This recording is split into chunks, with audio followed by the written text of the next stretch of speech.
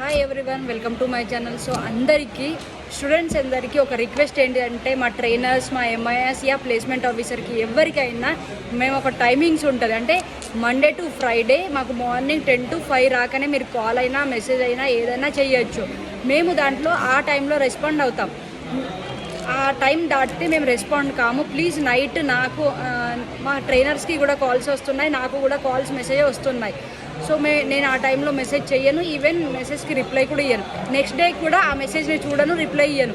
So అందుకే మీకు 9 to 10 to 5 టైంలో మీరు మెసేజ్ చేసినా రిప్లై ఇస్తాం, మేము కాల్ చేసినా రిప్లై ఇస్తాం.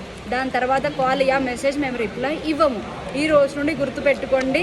సో ఈ రోజు నుండి ఒకరైనా మేము కాల్ లిఫ్ట్ చేయకుంటే అప్పుడు మీరు అడగండి ఆ టైమింగ్స్లో, ఓకేనా? రైట్, మరి మీరు ఇదే ఫాలో కండి. ఇంకొకటి గుర్తుంచుకోండి, సాటర్డే సండే మాత్రం స్ట్రిక్ట్లీ వార్నింగ్. ఏమన్నా అనుకోండి మీరు, సో కాల్ మెసేజ్ ఏ టైంలో చేయొద్దు. ఎందుకంటే సాటర్డే సండే మేము అందరం బిజీలో ఉంటాం, మా పనులల్లో బిజీ ఉంటాం.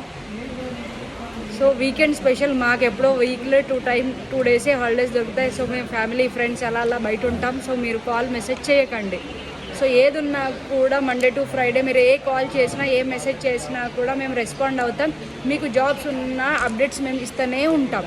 సో దానికి అపార్ట్ ఫ్రమ్ దట్ అది ఏదైనా హెల్ప్ చేస్తాం. సో నెక్స్ట్ వచ్చేసి గైస్, ట్రైనర్స్కైనా నాకైనా మెసేజ్లు ఎలా చేయాలంటే, హాయ్ అని మాత్రం పెట్టకండి. మీ కన్సర్న్ ఏందో పెట్టండి. హాయ్ పెట్టాక మేము పలానా జాబ్ కోసం వేకెన్సీస్ కోసం చూస్తున్నాం, లేకపోతే ఇక్కడ వేకెన్సీస్ ఉన్నాయా అని అడగండి. ఒకటి, హాయ్ అని మెసేజ్ పెట్టకండి. దాని తర్వాత హాయ్ అని పెట్టినా ఏం పెట్టడు.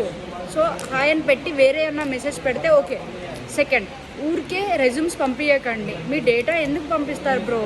సో డేటా నేను అడిగితే పంపించండి. ఇప్పుడు నాకు రెజ్యూమ్ అవసరం, నేను వర్చువల్ ఇంటర్వ్యూ పెట్టిస్తాను అని అన్నప్పుడు రెజ్యూమ్ పంపించండి. సో గైస్, బీ క్లియర్, గుర్తుంచుకోండి ఎప్పుడెప్పుడు కాల్స్ అండ్ ఏమేమి మెసేజ్ చేయాలో. రైట్, మరి బాయ్.